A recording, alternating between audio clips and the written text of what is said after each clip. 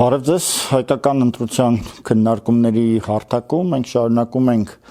վերլուծել ընտրություններին ընդառաջ տեղի ունեցող գործընթացները, ամփոփել հայկական ընտրության առաջարկած նախընտրության տեխնոլոգիայով ընդդիմության միասնական կամ ինչ-որ մի հատվածի ընդհանրական ցուցակներ ձևավորելու առաջարկը, դրա մերժումների պատճառները այսօր փորձենք դրանք նույնպես վերլուծել եւ ընդհանրապես ինչ հնարավոր լուծումներ կան սրանից հետո թե մյուս կուսակցությունների համար թե մեզ համար որպես հայկական ընտրություն այսօր քննարկում ենք Տիգրան Գյուրեղյանի հետ հայկական ընտրության մեր կազմակերպության ակտիվ եւ ամենահին անդամներից մեկի եւ սկսենք նրանից որ հայկական ընտրությունը որպես տեխնոլոգիական խումբ կարծես թե իրեն սպառում է այն փաստով որ կուսակցությունները նախաձեռնող խմբերը որոնք դեռ կուսակցություն չեն դարձել կարծես թե մերժում են նախընտրության մեր առաջարկությունները մենք այսօր կփորձենք վերլուծել նաև այդ մերժումների պատճառները բայց նաև անդրադառնանք մեր անելիքին այն իմաստով որ միգուցե մենք մինչև հիմա որ միշտ զսպել ենք մեզ քաղաքական արտահայտությունների առումով, ծրագրային ելույթների առումով, քաղաքական դիրքորոշումներ հայտնելու առումով, որպեսզի չստեղծվի տպավորություն, թե մենք արդեն ամեն ինչ որոշել ենք եւ բոլորին ընդամենը հրավիրում ենք մեր դրոշակի տակ համախմբվելու, որպեսզի դա իսկապես լիներ հավասար, նույնիսկ այլընտրանքային ինչ որ չափով այլընտրանքային գաղափարներ ունեցող մարդկանց համախմբման հարթակ մենք միշտ մեզ զսպել ենք եւ այնպեսի տպավորություն է ստեղծվում որ հայկական ընտրությունը կարծես թե ասելիք չունի ծրագրային ասելիք չունի այնինչ ակնհայտորեն այդպես չի նախկինում էլ մենք հաճախ տարբեր գաղափարական հարցերով թե արցախյան կարգավորման վերաբերյալ թե ներքին քննարկումներ ենք ունեցել պետականության կազմավորման պետական շինարարության ձևերի մասին ակտիվ տարբեր սխալ որոշումների դեպքում ակտիվ արձագանքել ենք իշխանությունների այս կամ այն դիրքորոշումներին եւ իրականում մեր ներքին քննարկումները դրանք բավական հասուն լինելով լրիվ բավարար են որպեսզի հենց մենք որպես քաղաքական դիրքորոշում հանդես գանք հիմա հարցը դա է արդյոք ժամանակը չէ հատկապես այս փուլում երբ որ այդ մերժումները ստացվել են եւ բոլորը նախընտրում են միմյանց հետ մրցակցել պետական ընտրությունների համատեքստում որքանով արդարացված կլինի որ մենք ինքներս էլ մեր դիրքորոշումներով հանդես գալով փորձենք համակիրներին ներառելով այդպիսի մի ցուցակել կարծես թե հայկական ընտրության միջոցներով առաջարկենք եւ այս դեպքում նախընտրությունը ինչ սահմանափակումներ կարող է ունենալ եւ այսպես ինչպիսի պատկեր կարող է ունենալ այսպես ավելի փոքր նախընտրությունը որտեղ հիմնականում կարծես թե մենք ենք մասնակցում մեր համակիրների հետ միասին Պարզ է որ մենք կարող ենք նման կարգի բան անել ինչ որ մինիմալ թվեր հավաքելուց հետո այսինքն գոնե մինիմալ մի 1000 հոգի մասնակցի նախընտրությանը ցեկնածուների քանակն էլ գոնե չգիտեմ 100 հոգի լինի կամ 80 հոգի ցուցակում պետք է 80 պետք է լինի գոնե այդ 80-ը պետք է կարողանանք հավաքենք առանց դրա հավաքելու այդ քանակները ունենալու նախընտրություն կազմակերպելը նույնիսկ անիմաստ կլինի որովհետև նախընտրությունը աշխատում է մեծ թվերի դեպքում փոքր թվերի դեպքում ամեն մի անհատի ասենք նույն չգիտեմ կլանի ներկայությունը բանում այդ ընտրական process-ում կարող է լուրջ էական եւ վատ ազդեցություն ունենալ նախընտրության process-ի վրա։ Դրա համար ասենք այդ մինիմալ այդ մեծ թվերը անհրաժեշտություն է։ Այն որ չեն միանում մեզ իմ կարծիքով դե բնականաբար սխալ են անում։ Մենք առանց այդ էլ չէինք ուզում որ մեզ միանային, մենք ուզում էինք առաջարկ ընդունեին եւ իրար միանային ըստ էության։ Մենք էլի հիմա էլ ենք բացել, իսկ թվում է որ ասենք եթե ինչ որ անհատներ, կազմակերպություններ, նույնիսկ կուսակցություններ, եթե ուզենան, ասենք թե մեր հետ միասին մասնակցել մեր կողմից ձևավորվող այս նախընտրության process-ին, միգուցե ոչ թե միգուցե հաստատ իրանց ոնց որ ասած մենք այդ հնարավորությունը կընձեռնենք, եթե գաղափարական լուրջ հակասություններ չլինեն։ Ազգային հատվածի հետ կապված մենք գաղափարական որևէ հակասություններ չունենք ընդհանրապես, էլի։ Խնդիրը այն է, որ այդ բոլոր մարդիկ ընդհանրապես քաղաքականությամբ զբաղվում են լուրջ ամբիցիաներ ունեցող մարդիկ։ Բայց այդ լուրջ ամբիցիաներ ունեցող մարդիկ մի կողմից էլ չեն կարողանում ճիշտ գնահատել իրենց ուժերը, իրականում ոչ թե գերագնահատում են, շատ են գերագնահատում, ու իրենց թվում է, որ իրենք կարողանան հաղթահարել այս պայն 4%-անոց արգելքը, բանը, այդ պատնեշը ասենց։ Ու իրենց թվում է, որ իրենք կմտնեն խորհրդարան, ու խորհրդարանում ասենք թե համապատասխան, եթե պետք լինի կոալիցիան այդ բանը ձևավորել։ Բայց իրականում չգիտեմ, դաշտում առկա, որ նայում եմ, երևի թե մի քանի կուսակցություն կհաղթահարի այդ արգելքը, կարող է 4-5 ոչ ավել։ Այն մնացած բոլորը ոչ թե 1%, այլ 0.1%-ի սահմաններում կլինեն։ Այդ առումով իրանք սխալ գնահատելով, քաղաքական մանկամտություն դրսևորելով բերում են նրան, որ ավելանում են այդ խոշոր խաղացողների Նիկոլ Փաշինյանի եւ Քոչարյանի, հիմա նաեւ Սամվել Կարապետյանի ընտրական հնարավորություններն են մեծացնում, խորհրդարանում իրաց ձայներն են շատացնում։ Դրա հետևանքով մենք էլի ունենում ենք էլի բևեռացված քաղաքական դաշտ, որտեղ որ խոսակցությունը գնում է, չգիտեմ, կապիտուլյան թալանչի, այսպես այդ դիսկուրսի շրջանակներում։ Արդյունքում էլի նույն շրջանը կրկնվում է։ Կարծում եմ, որ այնուամենայնիվ մենք կարող է չկարողանանք այս անգամ, բայց երևի թե գոնե սա դաս լինի, որպեսզի այդ ուժերը հասկանան, գիտակցեն, որ բացի նրանից, որ ամբիցիան ունեն, նաև պետք է մի քիչ էլ ռեալ գնահատեն իրենց սեփական հնարավորությունները։ Մենք պետք է նաև հաշվի առնենք, որ ինքնին ընտրություններին մասնակցելը դա բավական կարգավիճակ է տալիս ցանկացած քաղաքական խմբի եւ ավելի մեծ ուշադրություն է հրավիրում նրա ասելիքի վրա։ Այսինքն մի բան է, որ մենք այս ստուդիայում խոսենք նախընտրությունից, փորձենք YouTube-ով կամ Facebook-ով տարածել մեր առաջարկները, ուրիշ բան է, որ դա կարողանանք անենք հմեկով նախընտրական քարոզչության շրջանակներում, այսինքն սա արդեն կլինի մի առաջարկություն, որը հայ ժողովուրդը չի կարողանա չնկատել, հա, ասենք այդ հանգամանքը կա։ Սակայն դրա համար էլ անհրաժեշտ է, որ ինչ որ չափով կազմակերպված լինես եւ մասնակցես։ Հիմա եթե մենք փոքրացնում ենք, ճիշտ է, մեծ թվերի դեպքում նախընտրությունը իդեալական արդյունքներ կարող էր արձանագրել, բայց հիմա եկեք ոնց որ մոտենալով իրականությանը հասկանում ենք, որ այսօր որևէ ցուցակ ձևավորելը այն պայմաններում, երբ որ շատ փող չունես եւ արդեն այսպես շրջանառված կերպար չես, հա, քարոզչական իմաստով ուռճացված կերպար չես, բավական բարդ է եւ առավելագույն խնդիրը պետք է լինի ոնց որ մի կերպ հաղթահարել այդ անցումային շեմը եւ մտնել խորհրդարան։ Այսինքն, եթե օրինակ այսօր հայկական ընտրություն ասի, մենք հենց հիմա նախընտրություն ենք կազմակերպում, այդ դեպքում մարդիկ, ովքեր որ պետք է արձագանքեն դրան որպես տեխնացու կամ թեկուզ ոչ որպես տեխնացու, որպես ընտրող, իրենք հասկանում են, որ իմաստ ունի խոսել ոչ թե 80 հոգանոց ցուցակի մասին, ընտրել 80 հոգանոց ցուցակը, այլ առաջին հնգյակը, պահեստային հնգյակը եւ գուցե ասենք կամ չէ ոչ թե պահեստային, այլ քիչ հավանական անցնող երկրորդ հնգյակը եւ միգուցե եւս մի հնգյակ, ասենք պահեստային։ Դրանից ավելի ներքև կարծես թե ընտրության կարիք չկա։ Մյուս կողմից օրենքը պահանջում է 30 հոգու ընտրություն համագումարի մակարդակով, իսկ հետո դրանից հետո արդեն մնացած ցուցակը կարելի է նույնիսկ այսպես արդեն ընտրվածները ուղղակի ինչ որ սկզբունքով լրացնեն, որովհետև դրանք խնդրահարույց տեղեր չեն, ուղղակի օրենքի պահանջ է եւ պետք է կատարես։ Եթե մենք այդքան փոքրացնում ենք նախընտրությունը, պահպանելով ասենք 300, 400, 500 ընտրողների առկայությամբ, ինքնաֆինանսավորմամբ ձևավորվող մի ցուցակ, կարող ենք դա արդեն իրավունք ունենալ համարել փոքր ներկուսակցական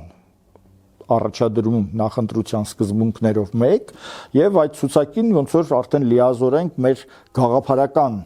ասելիքը տեղ հասցնել, գումարած նախընտրության տեխնոլոգիան ապագայի համար, որտեվ այս փուլի համար արդեն մենք կարող ենք ընդամենը քննադատել մյուս ընդդիմադիրներին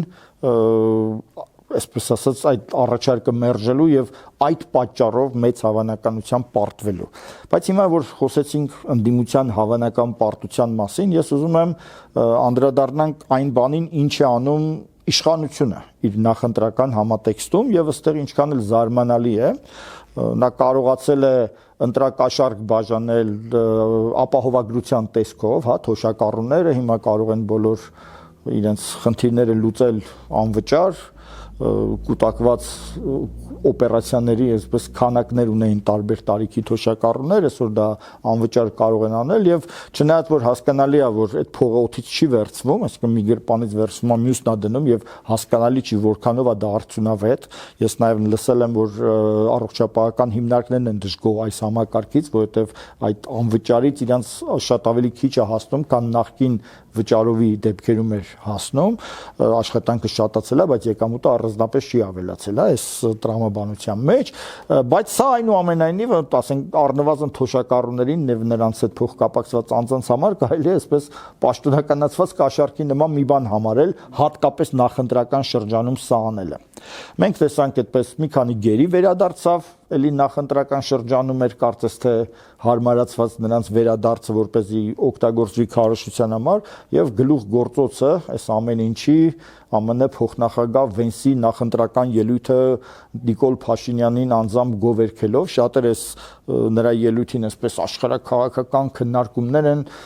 վերաբերմունք են դրսևորում քննարկում են որ Հայաստանը Ռուսաստանի հսկողությունից անցնում է Միացյալ Նահանգների այնինչ կարծես թե ամեն ինչ ավելի պարզ էր եւ մարդը եկավ այսպես գովեց ինչ որ բաներ ասեց որը այսպես թե այնպես մենք օրինակ ասենք մենք բավական շատ զենք ենք վերցրել գնել Հնդկաստանից Ֆրանսիայից ենք մենք զենքեր ստացել ֆրանսիական սպաները ստեղ ինչ որ որոշակի ծավալի աշխատանք են կատարում բայց այս ամեն ինչը քարոզչության մեջ չկար ահա տեսեք մի բան էլ Ամերիկայից ենք հեսա գնել ու այս ամեն ինչը այսպես ուրճարճված ձևով այսպես ներկայացվում է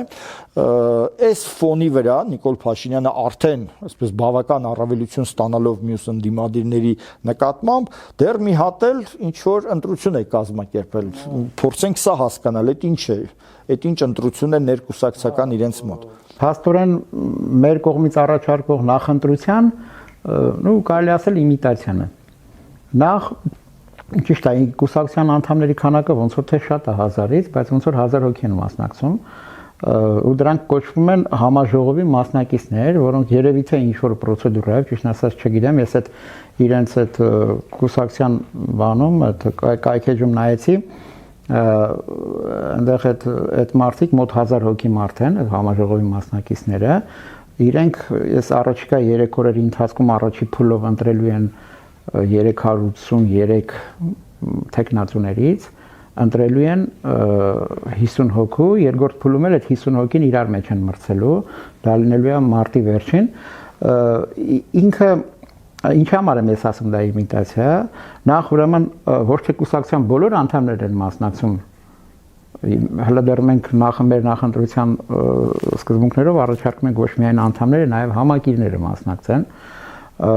իրենց մոտ մենակ անդամներից սկզբնական կազմակերպություններից ընտրված ընտրիչներն են մասնակցում կամ համաժողովի մասնակիցները, դա համագումարը համաժողովն նույն բանն է, եւ բացի դրանից էլ ընտրվողների ցուցակը նախապես անցնում է կաստինգ վարչությունում եւ վարչությունը կարող է մերժել որևէ տեխնացուի գրանցումը որպես այաթոլաների մարմինը մերժում այո բանում Իրանում կա այսպես նպատակահարմարության խորհուրդ որը կազմված է հենց այդ այաթոլաներից այաթոլաները եւ ակսակալները կամ չգիտեմ մեսիմ գուրուները իրենք որոշում են թե այ դու օրինակի համար այնտեղ մի սխալ բան ես արել դրա համար իրավունք չունես նույնիսկ քվեարկվելու այդպիսի դեպք եղավ կոնկրետ Հայկ Սարգսյան կար տպավորությամբ իրականում շատ ա եղել Հայկ Սարգսյանը աղմկահարություն հա դե քանի որ ինքը падգամավոր էր ինքը հանրային դեմք էր այդ հանրային դեմքի այսպես էֆեկտը տվեց ու ինքը իրեն չգրանցեցին իրեն էլ եղբորն էլ ընդ որում թե եղբորը քիչ գրանցեցին չգիտենք որտեղ եղբայրը ոնց որ այսպես երևացող որևէ վատ բան չէր արել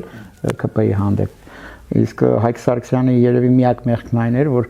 իրենց սպոնսորների բիզնեսին կպնող օրենսդրական առաջարկներ էր արել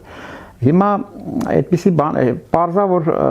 ընդ որում Նիկոլ Փաշինյանի կողմից օգտագործվեց նաև մի հատ ուրիշ տրյուկ, որը որ լրիվ ապացուցում է, որ Նիկոլ Փաշինյանը գնում է դեպի այսպես ավտոկրատ ռեժիմի ընդհանուր Հայաստանում, ինքը օգտագործում է իրավապահ մարմինները ոչ միայն ընդդիմադիրների նկատմամբ, այլ նաև սեփական կուսակցության մեջ, այսպես ճակերտերում կարգուկանոն հաստատելու համար, այսպես ակնարկներ եղան այն մասին, որ կարող է քրեական գործ հարուցվի Հայկ Սարգսյանի նկատմամբ։ Ինչը առաջ ասենք թե կուսակցությունից արդեն հեռացված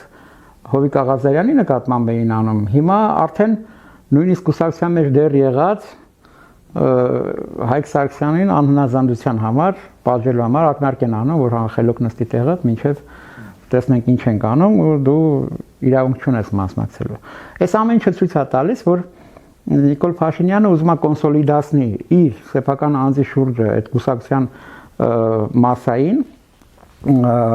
օգտագործում չի խտրականություն դնում մեթոդների մեջ, օգտագործում ամենա այսպես վատ ոչ դեմոկրատական մեթոդները ու այդպես կարգավորում է իր անձնական այսպես շրջապատը։ Դե երևի թե վստահություն ունի, որ ինքը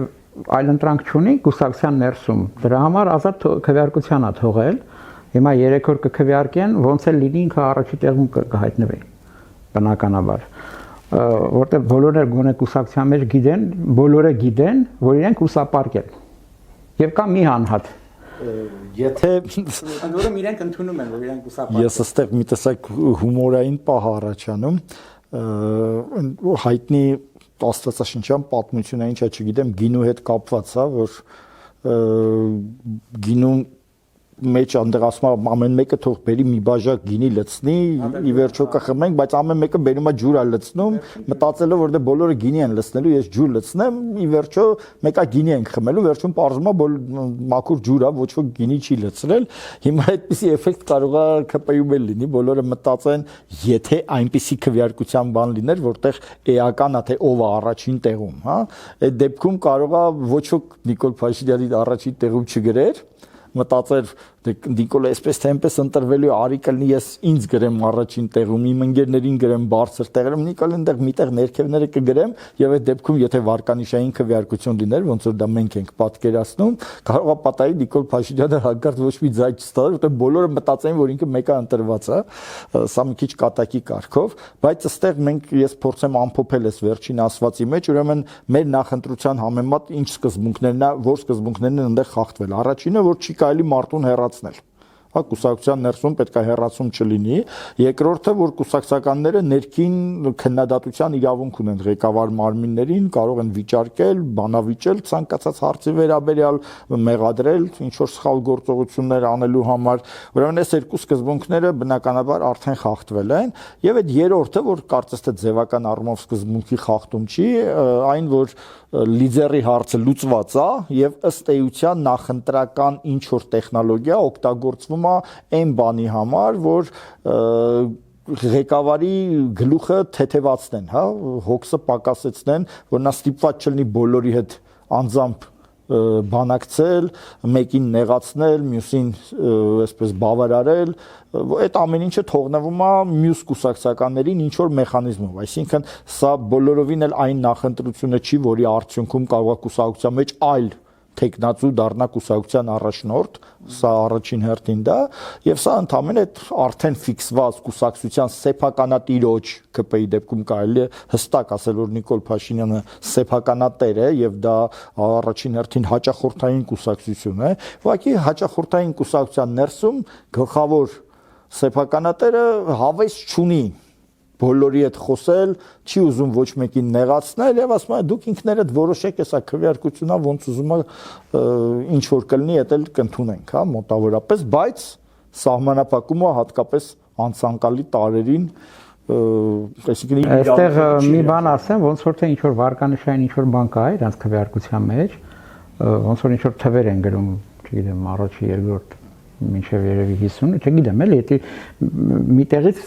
կարդացի, շատ քիչ ինֆորմացիա կա էլի, թե կոնկրետ մանր պրոցեդուրաները ինչպես է արվելու, ինչ կարեցա ասենք թե ինտերնետով այսօր քիչ փորել եմ գտել, ինչ որ պատմեցին։ Բայց կարծում եմ, որ այդտեղ մի ուրիշ արգելքել ոնց որ միտեղ հանդիպեցի, որ ոնց որ ընտրվողները իրավունք չունեն ընտրական կամպանիա անցկացնելու sense հանդիպելու իրենց հա, այսինքն բանավեճի, բանի եւ այլնի, այսպես պրոցեդուրաներ չկա, ոնց որ մենք ենք ենթադրում։ Մարդկանց այդ դեպքում ինչի համար ես ընտրում, ում հետ լավ ես նրան ես։ Ընդհանրապես Facebook-յան փոքր գրառումներ են երևի թե թույլատրված, որտեղ այդպիսի գրառումներ հանդիպեցի Facebook-ում, ես էլ ունեմ մոնիտորինգի համար պահում եմ մի քանի ԿՊԱ-ականների իմ Facebook-յան էջին միշտ իրանց բաներից գալիս է, այդ էջերից պատից վրա գալիս է իրանց գրառումները, որ իրանք հայտարարում են ուղղակի այն մասին, որ իրանք տեխնացու են այս ընտրություններին ու ոչ ավելին, sense ասած։ Սա մի խոսքով ամեն ինչ արված է, որպեսզի ասենք դեմոկրատական երկրներում արկա Ես չեմ ասում մեր կողմից առաջարկող, այլ դեմոկրատական երկրներում արկա նախընտրության այդ պրոցեդուրաները խեղաթյուրելու, իմիտացիա սարքելու ու վերջը բերելու ղեկավարի համար ցանկալի ինչ-որ արդյունքի։ Նիկոլ Փաշինյանը այդպես մի կողմից խաղում է դեմոկրատիա, դե վերջը պետք է լավ երեսով հանդես գա արտաքին աշխարհին, տվյալ պարագայում արևմուտքի համար, դե պարզա որ դա դուրեկան չի լինի ԱՊՀ-ի հիմնականում Ռուսաստանի համար այդ երկրներում, բայց Եվրոպայի, Ամերիկայի համար, քանի որ այնտեղ այդ պրոցեդուրաները ընդունված են, կլինի գրավիչ ինչ-որ առումով։ Մյուս կողմից էլ այդպես դեմոկրատիա խաղում է, մյուս կողմից էլ չի ուզում այդ լծակները, հենց այդ նույն անդամների վրա եղած այդ վարչության կողմից քաստինգը նրա կողմից մերժել է որոշ դեպքերում, ասենք թե դրանով պահում է բանի վրա, այդ փոքր կարճ կապի վրա, այսպես ասած, նա կարոտկը պավատք է, ասենց ասած։ Ինքը դրանով, քանի որ ընդհանուր գաղափարախոսություն էլ չկա դրա տակ, վերջը ի վերջո դա բերում է ավտորիտար ռեժիմի ու կուսակցությունն էլ ի վերջո դառնալու է ավտորիտար գործիք, ավտորիտար ռեժիմի ղեկավարի գործիք ընդհանուր երկրում որոշակի, ասենք, անույն ավտորիտար ռեժիմը տարածելու համար։ Մի կողմից էլ օգտագործում է պետության ռեպրեսիվ հնարավորությունները այդ նույն կուսակցության մեջ եւ նաեւ ընդհանուր երկրի մեջ իր ավտորիտար ռեժիմը ամրապնդելու համար։ Ոչ եմ լավ տեղ չի բերում, էլի, այս ամեն ինչը բերելու է նրան, ոնց որ սերժացման է բերելու, նո կամ չգիտեմ ռոբոտացման կամ չգիտեմ լևոնացման, այդ Հայաստանում ոնց որ անընդհատ այդ շրջանը կրկնվում է, ամեն անգամ հիմա ոնց որ մի տեսակ ֆարսի պես է կրկնվում, էլի, որ չպիտի դրանից ազատվենք, թե չէ, գրողը տանի։ Դե կարծես թե այդքան էլ հակված չեն մարդիկ ազատելու, մենք նախորդ անգամ Արթուր Բալոյանի հետ անդրադարձանք կուսակցությունների պատասխաններին, ըստեղ ուղղակի հիշացնեմ, որ միակ դեռ հələ կուսակցություն էլ չի, բայց հեսա պետքա գրանցվի կարծեմ հայկական քվե անունով, դա հիմնականում հայաքվեի կազմն է, հա, Ավետիք Չալաբյան եւ մյուսներ, միայն իրենք դրական արձագանքեցին նախընտրության առաջարկին, պայմանավորելով դա իրենց գործընկերների համաձայնությամբ նույնպես, բայց հավանաբար գործընկերները եթե չհամաձայնվեն, այնտեղ դեռ քննարկում գնում է, մենք առանձնապես հույս չունենք, բայց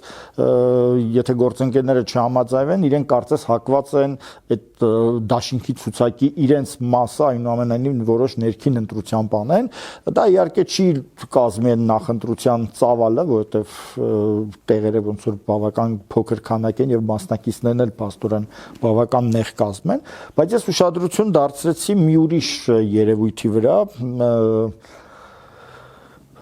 պարոն Թաթոյանի պայմանական ասած երկրորդ համարը այ անունը հիշացրու հարկայինի նախկին հա պարոն Անանյանը Դավիթ Անանյանը մի այսպիսի գրառում էր արել ու գրառում չէ տեսախոսքեր ասել ընդդիմության միավորման ոչ թե միավորման այլ համագործակցության պայմանների մասին եւ այդ պայմաններից մեկը ինձ բավական զարմացրեց վերաբերում էր նրան որ իրենք պետք է միմյանց չքննադատեն այսինքն 3-4 քաղաքական ուժ ենթադրաբար, որոնք կարծում են, որ իրենք բոլորով մտնելու են խորհրդարանում, ուրեմն պայմանավորվում են, որ միահամուռ քննադատում են ՔՊ-ին եւ Նիկոլ Փաշինյանին, պայմանավորվում են, որ միմյանց չեն քարկոծում եւ հետագայում խորհրդարանում միասին տապալելու են քաղաքացիական պայմանագրի իշխանությունը, ենթադրենք։ Այդ չքարկոծելու հանգամանքը ընտրողի տեսակետից որ նայենք, իսկ ինչի հիման վրա ընտրողը պետք է որոշում կայացնի, թե իր քվեն տալիս է այս մյուս կամ երրորդ ընդդիմադիր միավորին, եթե ոչ նրանց դիրքորոշումների տարբերության վրա։ Եթե դիրքորոշումների տարբերությունը, ասենք ինչ որ մի նախընտրական բյուլետենում կամ չգիտեմ ինչ որ մի կայքում շարադրված է, կամ անգամ եթե դրա մասին իրանք քարոշական բաներում խոսում են, միևնույնն է, այսինքն շարքային ընտրողի համար մի քիչ դժվար է այդ խոսքը լսելով անմիջապես կարծիք հայտնել, հա, այն հաճախ լինում է, որ ընտրողին ասում է, դու ես ճիշտ ասում, դու ես ճիշտ ասում, դու ես ճիշտ ասում։ Իսկ ասենք ճիշտը սխալը ընտրողը սովորաբար որոշում է բանավեճերով։ Իսկ բանավեճը արդեն ենթադրում է քննադատություն դիմացինի դիրքորոշմանը եւ այսպես դա ի սկզբանե բացառելը արդեն ինչ որ կերպ խեղում է։ Եթե դուք այդպեսի ճակատ եք, որ պետք է ներսում խորհրդարանում միասնական գործեք, ինչն էր ձեզ խանգարում, արդեն այս փուլում համատեղ ցուցակ ձևավորել, թեկուս այդ նախընտրության նման ինչ որ մի բան կազմակերպելով, որտեղ ազատ կարող եք միմյանց քննադատել տարբեր հարցերի վերաբերյալ, իսկ հետո արդեն միասնական ցուցակով, արդեն առանց միմյանց քննադատել իշխանությանը, որտեղ այս դեպքում ընտրողները ոնց որ գոնե ինչ որ մի հնարավորություն կունենային։ Այսա ոչ ոք կարծես թե չի պատկերացնում, եւ մյուս խնդիրը դա այսպես բանակցային դիրքի համար ինքն իրեն վարչապետի տեխնացու հրճակելն է։ Այսինքն մարդը, որը ակնհայտորեն ոչ մի հնարավորություն չունի ինքնուրույն հաղթահարելու, անգամ կուսակցություն չունի։ Մինչև հիմա այդ ոչ մի դրսևորում չի եղել, բայց ինքը իրեն վարչապետի տեխնացու է հրճակում, անգամ սպառնում է կուսակցություն գրանցել, ենթադրենք, եւ կարծես թե դա անում է նրա համար, որ ինչ որ մեկի հետ բանակցելուց ինքը այսպես շարքային քաղաքացի չլինի, էլի վարչապետի տեխնացու լինի, որ ասենք առևտրի արդյունքում գոնե ինչ որ մի անցողիկ տեղ ստանա։ Այդպեսի տպավորություն չի ստեղծվում, տարբերը տենց առաջարկ։ Ինչն ասած, բոլոր այն մարդիկ, ովքեր որ կուսակցություն են ստեղծում եւ իրենց հրճակում են վարչապետի տեխնացու, իրանք դրանով իսկ փակում են բոլոր բանակցությունների ճանապարհները։ Որտեղ չեն կարող երկու ամբիցիա ունեցող մարդիկ, ովքեր որ հենց իրանք հրճակել են վարչապետի տեխնացու, դրանից մի տող անգամ ասենք իջնել։ Ինքը հայտարարել է, որ ինքը վարչապետի տեխնացու է։ Դրանից եթե իջնում է, ասում է, չէ, ես ոչինչ կարամ լինեմ փոխ վարչապետի կամ չգիտեմ առողջապահության նախարարի տեխնացու, բարձա բնականաբար ինքը դրանով իսկ իրեն դնում է անհարմար վիճակի մեջ։ Բնականաբար դրանից հետո ինքը որևէ զիջում չի անի, բայց որ նայում ես թե ինքը ինչպես է թիմ հավաքում, ասենք այդ նույն միասնության թևերի մեջ, բացի այդ երկու անձից, կոնկրետ վարչապետի տեխնացուի եւ Դավիթ Անանյանից բացի ուրիշ խոսնակ չի երևում, այսպես ասպարեզում։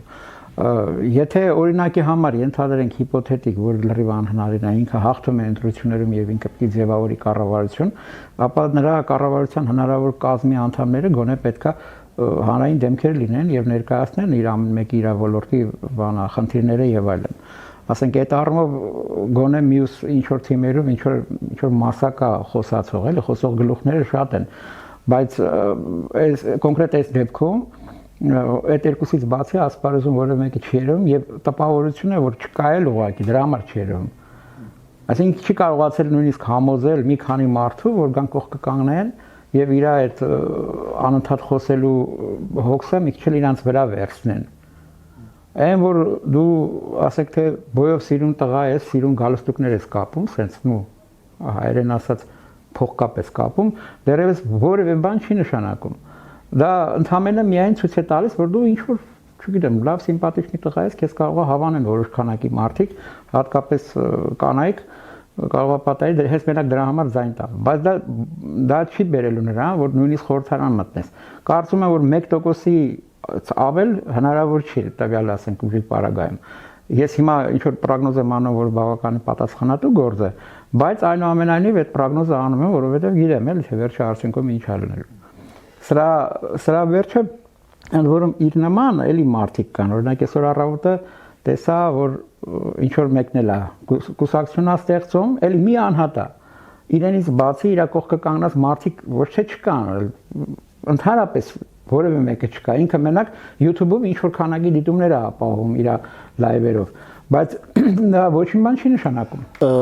Դա մի քիչ ավելի բարդ խնդիր է, օրինակ մենք տարբեր շփումներ ենք ունեցել տարբեր կազմակերպություններ, հաճախ տեսնում ենք, բերեմ օրինակով խոսենք, միգուցե ավելի ճիշտ կլինի, կեղծ դիվանագիտություն չխաղանք։ Օրինակ մարտական եղբայրությունը, դա ակնհայտորեն մի հոգու կազմակերպություն չի։ Երիտասարդների որոշակի խումբ է, հավանաբար 30-40 ակտիվ մարդ կա եւ գուցե կան մի քիչ ավելի пассив, որոնց չենք տեսել, չգիտենք, բայց ենթադրաբար կան գոնե մի անգամ, ասենք, համագումարի ենք ներկա եղել, որտեղ կարծես 150 հոգի էր։ Վերջը կարևոր չի, ուզում եմ ասեմ, կա ինչ որ մի շրջանակ եւ ամենակարևորը կան բավական ակտիվ մարդիկ, երբ մտնես գրասենյակ 5-10-15 հոգու կարող ես տեսնել։ Համագումարի ժամանակ 5-10 հոգի կամ 15 հոգի կարող է խոսեն։ Բայց եթե այսօր հետևես նրանց մեդիա գործունեությանը, կարծես թե 1.5 հոգի է խոսում։ Այսինքն մի հոգի շատ է խոսում, մի հոգի երբեմն։ Երրորդ, չորրորդին, հինգերորդին դու ընդհանրապես չես նկատում։ Համագումարի նյութերի ժամանակ դեռ հələ տարածում էին, բայց դա մի տեսակ պատրաստված խոսքեր են, հա, դու գիտես որ պետք է ելույթ ունենաս, նախապատրաստվում ես, մի խոսքով ջանք ես թափում, որպեսզի այդ մի ելույթը ունենաս։ Բայց եթե պետքա անընդհատ խոսես որպես քաղաքական գործիչ, կարծես թե անգամ մարդ ունեցող կազմակերպություններում այդ խնդիրը կա։ Եվ այստեղ գալիս ենք այն ենթադրությանը, որ իրականում դա կուսակցություն չի, դա ապագա կամ ենթադրաբար ինչ որ քաղաքական դաշտի ինչ որ մի հատվածի կուսակցության, որ պիտի լիներ, հա, ինստիտուցիոնալ կուսակցության, մի մասնաճյուղն է կամ մի ֆրակցիան է, հա, մի ինչ որ հոսանք է։ Իրան նման էլի մի քանի ֆրակցիաներ, հոսանքներ կան, որ պետք է բոլորով միասին լինեին մեկ կուսակցության մեջ։ Եվ ամեն մեկը ունենար իր այդպես առաջատար 1, 2, 3 խոսնակներին, բայց այդ դեպքում կուսակցությունը կունենար 15, 20, 30 խոսնակ, որոնք ոչ միայն կխոսեին, ավելին իրար հետ մի քիչ էլ կվիճեին, եւ բոլորը կտեսնեին որպես կենթանի օրգանիզմ, որը փորձում է ներքին քննարկումներով լուծումներ գտնել Հայաստանի համար, եւ այդ արդեն դա ավելի հետաքրքիր կլներ եւ ավելի ներառական կլներ, որտեղ մարդիկ արդեն կուզենային մասնակցել դրան որոշելու համար թե ովքեր են, որովհետև այսօր համակիրը ինչ է, եթե ինչ որ մեկը կուսակցության համակիր է, ինձ դուր է գալիս սրա խոսալը։ Իսկ այն մյուս դեպքում դու լսում ես տարբեր խոսացողներին եւ որոշում ես կայացնում, ընտրություն ես, այսինքն դու փաստորեն դառնում ես այդ կազմակերպության ամենակարևոր անդամը, դու եւ քո նման 1000, 2000, 3000 հոգին դառնում եք ամենակարևոր անդամները։ Այս բանը այդպես էլ չընկալվեց քաղաքական դաշտի կողմից, հատկապես ինձ համար ցավալին, այսպես այն հին ընդդիմությունը չի, կամ հնի նորացված տեսակի ընդդիմությունը չի, ինձ համար ցավալին այն ընդդիմությունն է, որը այս կամ այն ձևով ազգային գաղափարների կրող է եւ հենց այդ պարտականությունը ունենալով միավորվելու, որովհետեւ ակնհայտ է, որ այդտեղ չկան օլիգարխներ, չկան նախկին թալանչիներ, հա, բնականաբար ինչ որ երիտասարդներ պետք է լինեն, ինչ որ ակտիվ մարդիկ պետք է լինեն, կամավորականներ տարբեր ոլորտի, ոչ միայն պատերազմի, հա, այս մարդկանցից պետք է բաղկացած լինի ազգային ուժը, եւ այս մարդիկ փաստորեն մի տեսակ կարծես թե մանկապարտեզ լինի, հա, ոնց որ չեն ընկալում քաղաքական լրջությունը, ամեն մեկը նախընտրում է իր խմբակով, այսպես իր յուղի մեջ տապակվել, երբեմն տեսնում է, որ չի կարողանում մարդ հավաքել եւ այսպես բայց շարունակում է համառել այդ ուղղությամբ այն հույսով, որ մի օր կհավաքի։ Այստեղ մենք մի օրինակ էլ քննարկենք նախընտրության, որը հավանաբար ոչ մեր սկզբունքներով, բայց ինչ որ ձևով կուսակցական ներքին ընտրություն կլինի, դա բոլորին դեմ շարժումն է, որ կարծես թե իր կազմը պետքա ձևավորի ընտրությամբ։ Ու դա պայմանավորված է նրանով, որ ակնհայտորեն մեկ լիդեր չկա, ավելին ես կարծում եմ այնտեղ հավաքված են այն մարդիկ, ովքեր մեր առաջարկը մերժել են, հա, եւ մերժման դրսեւորում, այ մենք ձերը մերժեցինք, բայց դրա փոխարեն անում ենք այսինչ լավ բանը, իրենց կարծիքով լավ բանը եւ իրենք հավանաբար ինչ որ մի ընտրությամբ պետք է որոշեն այդ ցուցակը, որ պետք է առաջադրվի, ինչ որ բան հայտնի է, ասենք իրանց այդ ընտրության մեխանիզմներից։ Հələ դեռ ոչ մի բան հայտնի չի, բայց կարծում եմ, որ պետք է անեն ընտրությամբ որովհետև այլ ձև կոնկրետ ասենք իրենց մեջ, քանի որ իրենք բոլոր իրար հավասար մարդիկ են ու շատ են այդ հավասար մարդիկ, դժվար թե այլ ձև անեն, էլի, դժվար թե հավաքվեն մի հատ փակ սենյակում սկսեն ինչ-որ իրար հետ բազար անել, ասենց ասած։ Նու ճիշտ լուծումը իհարկե կլինի ինչ-որ ընտրական process-ով անել, ընդ որում հնարավորինս ներառական ընտրական process եւ տեխնացուների եւ ընտրողների առումով։ Իրենք դες շատ կարճ ժամանակում, ընդամենը մի 15 օրվա ընթացքում լրիվ բաց պրոցեդուրաներով կարողացան հավաքել 500 քանի անդամ, որից մի 400-ը մոտավորապես մասնակցեց հիմնադիր համագումարին։ Բավականին լավ արդյունք է,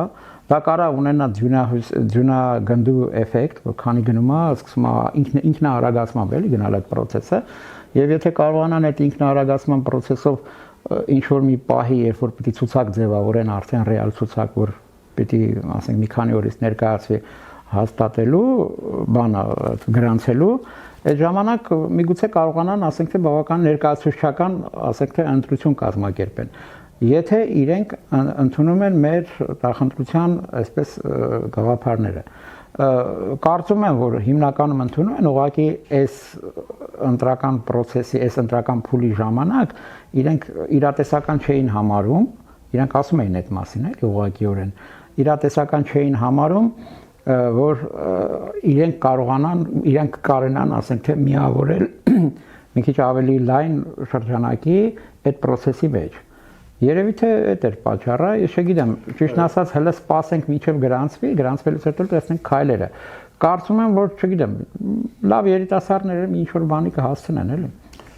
Ստեղ ես կարծում եմ իրանք ի սկզբանե թակարդի մեջ են այս իմաստով, որ քանի որ արդեն իրենց ամբողջ ծրագիրը պարզ է, հնարավորինս պարզ ծրագիր է, 2-3 քայլ, պարզունակ, նույնիսկ չէ, քայլը պարզունակ չի, նույնիսկ ինչ որ իմաստով խորամանկ քայլ է, բանտ կրեատիվ լուծում է, բայց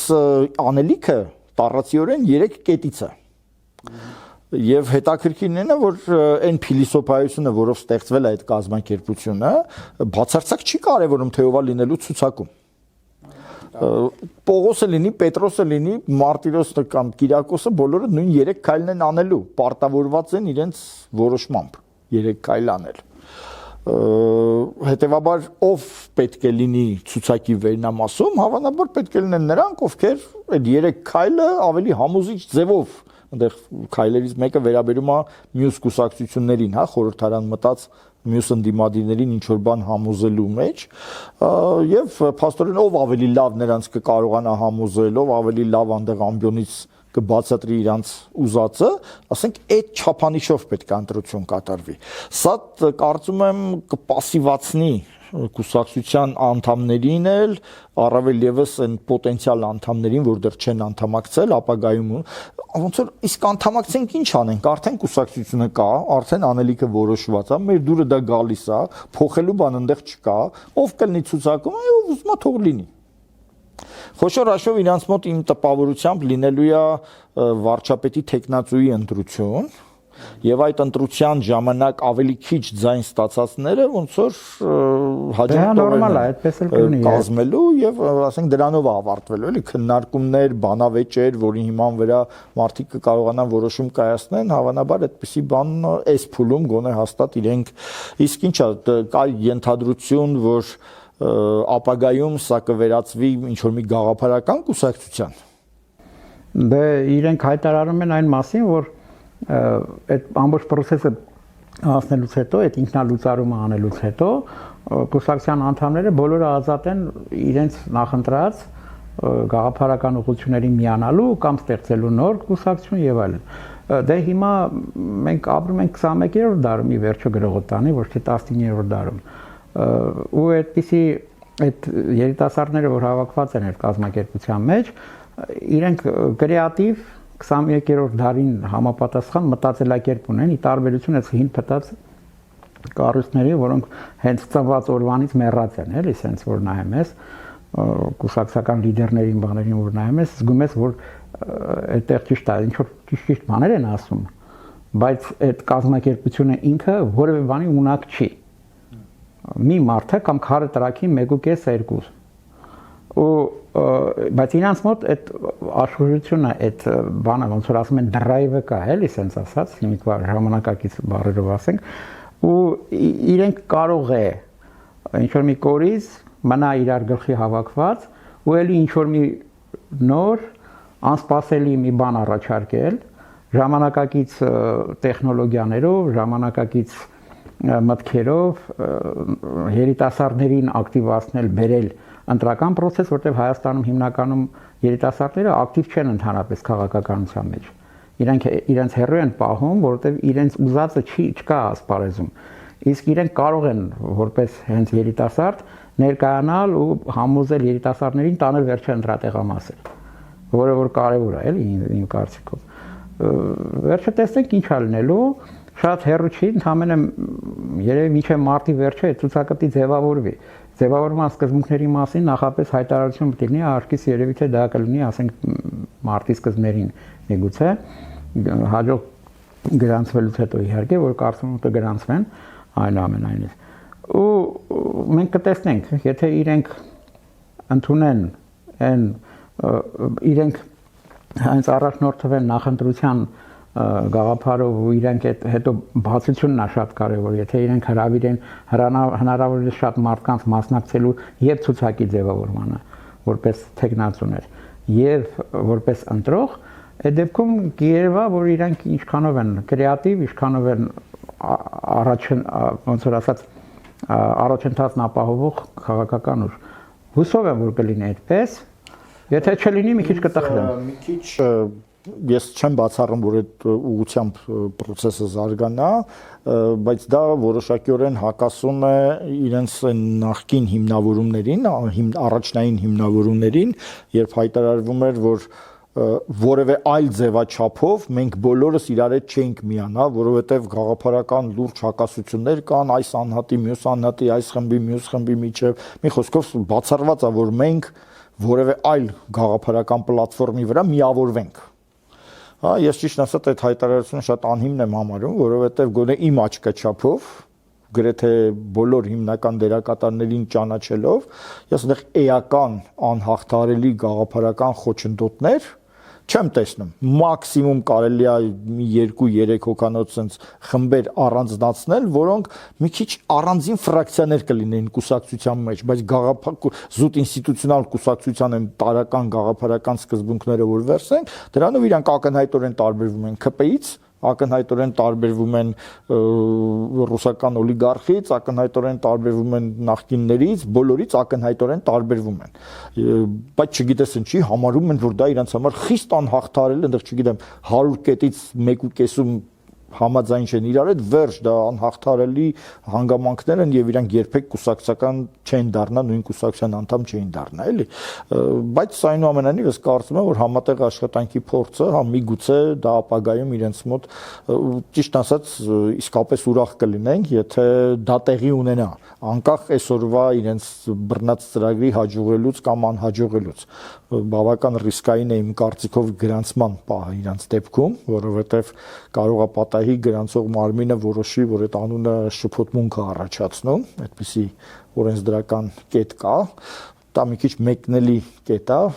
միանշանակ չի ասում, որովհետև այնտեղ նշվում է շփոթմունք առաջացնող ինչ որ դեպքեր, անունների, բաների պարագային, էլի, որոնց մեջ այս բոլորին դեմը կարծես թե չի բռնում, էլի, բայց մյուս կողմից դա էլ է շփոթմունք առաջացնող, այն իմաստով, որ կարող է մարդը, ասենք, հասկանա, որ դա բոլորին դեմ քվեաթերթիկն է, ոչ թե բոլորին դեմ կուսակցությունն է, էլի։ Բայց ամեն դեպքում, եթե գրանցվեցին եւ եթե գոնե ինչ որ բան արձանագրեցին, անգամ եթե ձախողվեցին, հա, անցումային շեմը չհաղթահարեցին, ես հույս ունեմ, որ իրենք կմտածեն արդեն այդ կազմով ինչ որ մի քաղաքական ավելի լուրջ կառույց, գաղափարական պլատֆորմով կառույց ձևավորելու մասին։ Այստեղ նորից վերադառնալով հայկական ընտրության անելիքին, ուրեմն մենք փորձենք ֆիքսել մեր եւս մենք անգամ մեր լսարանի համար ֆիքսենք մեր հիմնական փոփոխություններ են, ինչ որ կատարվում է հայկական ընտրության պարագայում։ Այսինքն այլևս իմաստ չունի գործել որպես տեխնոլոգիական խմբակ, եւ սրանից հետո մենք մեր առաջարկները, որը բոլորին տարածել ենք, բոլորին բաժանել ենք, միշտ կարելի է տարբեր արխիվներից դրանք անել, մենք դա կպահենք մեր տեխնոլոգիական լուծումները այն գաղափարական թիմի համար, որի մեջ ինքներս կլինենք եւ դա կլինի մեր ներքին գործառույթը։ Ես կարծում եմ, որ մենք ժամանակն է, որ փորձենք վերածվել ընտրողների միության, որի նպատակը կլինի ցանկացած ընտրությունից առաջ նախընտրությամբ առաջադրել տեխնացուների ցուցակ։ Բնականաբար նման ցուցակ առաջադրելու համար մեզ անհրաժեշտ է լինելու ընտրողների ակումբ, ներողություն տեխնացուների ակումբ, այսինքն մարդիկ, ովքեր այդ ձևով, այդ եղանակով ուզում են մասնակցել քաղաքական գործընթացներին, ընդունելով մեր հիմնական գաղափարական սկզբունքները, որոնց մասին նախկինում շատ ենք խոսել, ապագայում էլ իհարկե կխոսենք, եւ ստեղ կա նաեւ հիմնադրամի անհրաժեշտություն, որովհետեւ այս գործընթացները բավական ծախսատար են եւ զուտ ընտրողների եւ տեխնացուների մասնակցության վճարները կարող է չբավականացնեն ամբողջ բյուջեն ձևավորելու համար եւ ինչու ոչ արդեն այս ընտրություններին, եթե մենք ունենանք բավականաչափ աջակիցներ նյութական առումով, բավականաչափ թիմակիցներ տեխնացուների առումով, վստահ եմ այդ երկու հանգամանքի դեպքում մենք ունենանք նաև բավականաչափ արձանագրված համակիրներ, որոնք որպես ընտրող կմասնակցեն նախընտրությանը, եւ առանց որևէ լուրջ ակնկալիքի կարծում եմ մենք անգամ այս ընտրություններին կկարողանանք մասնակցել, եթե այդ նվազագույն պայմանները, ինչի մասին մի քիչ առաջ խոսում էինք, բավարարեցինք։ Դե կարծես թե մենք քննարկեցինք բոլոր հնարավոր դեպքերը, նախընտրություն կազմակերպելու ներքին ինչ-որ ժողովրդավարությամբ ինչ-որ ցուցակ ձևավորելու իշխանությունից սկսած մեզնով վերջացրած եւ ապագայում մենք երևի թե ավելի շատ խոսենք մեր քաղաքական նպատակների, քաղաքական դիրքորոշումների, քաղաքական ծրագրերի մասին, որպեսզի ըստ այդմ արդեն ձեռք բերենք այն աջակցությունը, ի վերջո թողնելով մեր մասնակցել չմասնակցելու հարցը մեր համակիրների վրա։ Ուզում եք մասնակցենք, թե չենք ուզում, եւ սա միայն բառերով չի, այս պատասխանը տրվում, սա տրվում է մասնակցությամբ, սա տրվում է նյութական մասնակցությամբ, որպես տեխնացու մասնակցությամբ եւ այլ տիպի կամավորական աշխատանքներով։ Դե շնորհակալություն այս զրույցի համար, կհանդիպենք հաջորդիվ։